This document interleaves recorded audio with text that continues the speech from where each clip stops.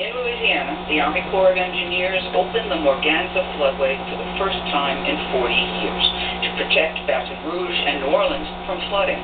But as NPR's Greg Allen reports from Baton Rouge, the water is being diverted from the Mississippi into communities along Louisiana's bayous that thousands call home. This is truly an impressive sight. Just a few minutes ago, the Army Corps of Engineers opened the first gate to the floodway here in the Morganza. I'm standing on top of the spillway here. We're seeing huge cascades of white water come through the gate. This is a historic day. A historic day not only for the entire Mississippi River, but for the state of Louisiana. Army Corps of Engineers Colonel Ed Fleming says it's the first time the Corps has ever operated 3 floodways at once on the Mississippi. In Missouri, the Corps blew holes in levees earlier this month to open the Birds Point floodway. That lowered the river and protected Cairo, Illinois from flooding.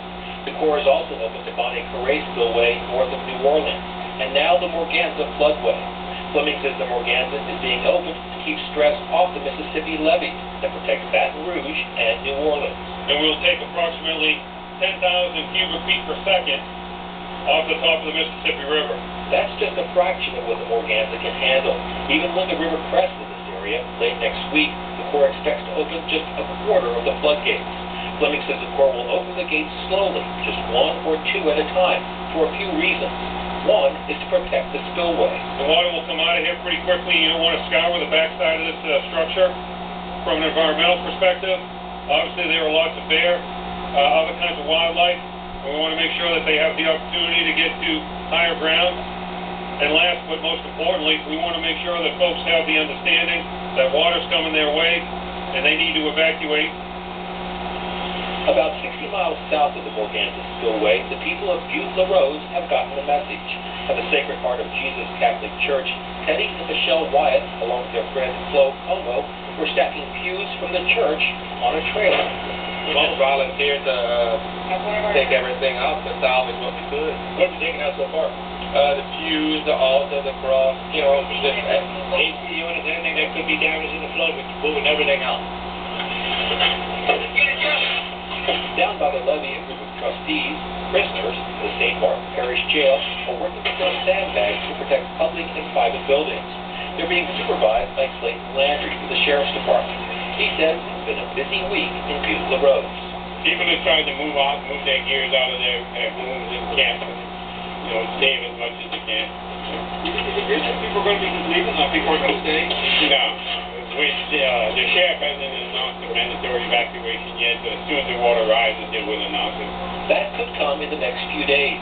The Corps says it will take about 3 days for water in the floodway to reach the southern end near Morgan City. Then it will begin to back up throughout the Atchafalaya Basin, back-flooding bayou communities that are home to as many as 25,000 people.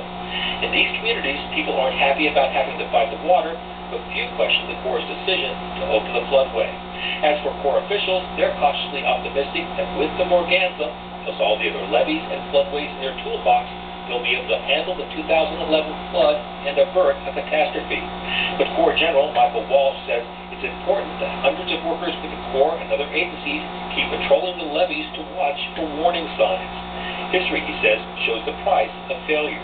There was a 80-mile width of water covering 5 states from the 27 flood. So any type of failure or any type of concerns from that regards in regards to underseepage or overtopping, we're going to be on rapidly, and I'd ask you all to remain vigilant. The Corps expects to keep the Morganza floodway open until the Mississippi crests in Louisiana and falls below a level that's a threat to levees in Baton Rouge and New Orleans. Unfortunately for people in the Atchafalaya Basin, that may be another 3 weeks. Greg Allen, NPR News, Baton Rouge. The worst flooding along the Mississippi River in decades has many people looking back to the Great Flood of 1927. It swept over 7 states and displaced 700,000 people, the most destructive river flood in U.S. history.